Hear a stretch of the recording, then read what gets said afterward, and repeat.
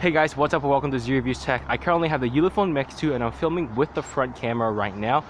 It's about -6 degrees in Toronto and it's currently snowing pretty hard as well, as you can see. The phone is getting a little bit wet, but that's no problem at all, and I hope you enjoyed the full camera review for the Ulefone Mix 2.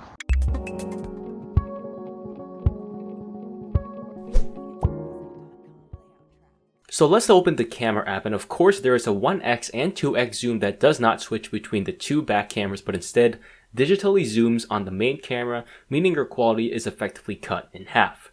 Now when you switch to video mode, you can see that the image is actually cropped quite a bit.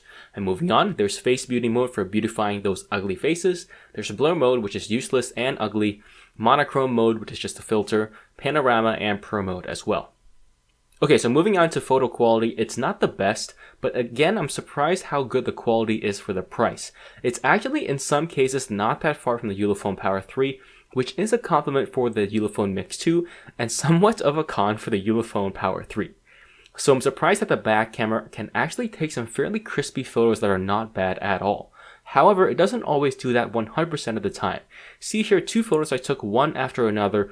The first is crispy and the second is slightly blurry. And here is one more example where the first is crispy and the second is very blurry. I find the Ulefone Mix 2 also has trouble focusing on close things. You can, but it takes a lot of work. And if you're just trying to do a quick snap, it won't always focus on the thing you want.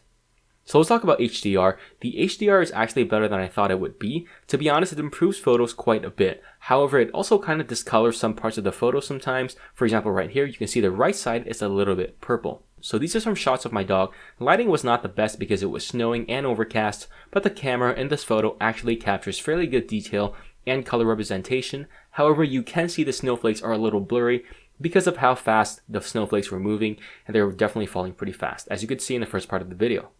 So these are some photos that look fine on my 24-inch monitor, but on my 32-inch monitor, it looks quite bad because of how big my screen is.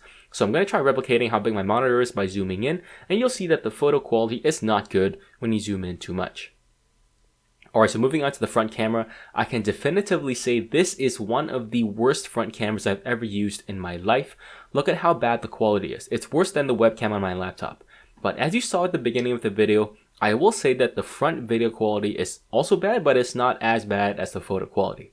Video quality maxes out at 1080p, however video quality is slightly worse than the photo quality. However, you can see that as the video tries to compensate for lighting changes, it has a tendency to change the color temperature of the video. See how it becomes a bit blue for a little bit. Video quality becomes worse as there is less light also. Here's some samples, but these are when the sky is even more overcast.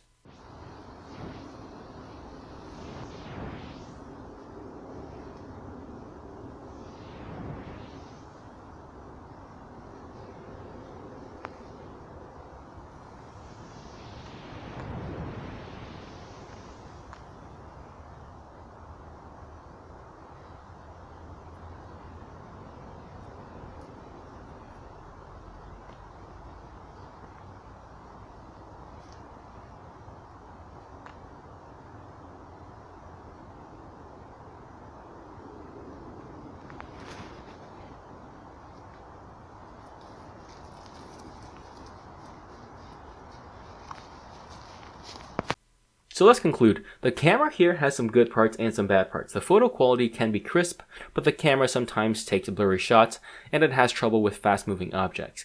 HDR works, but sometimes makes the photos a weird color. The front camera is horrible, and video quality ranges from average to bad.